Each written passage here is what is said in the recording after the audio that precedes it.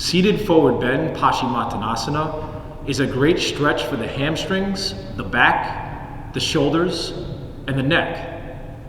It's good for the organs and the reproductive tissue. It also increases digestion. Begin by coming to a seated pose.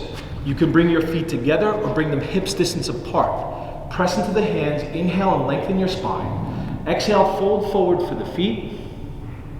And let's take 3 to 11 breaths as our hamstrings, our back, and our shoulders release.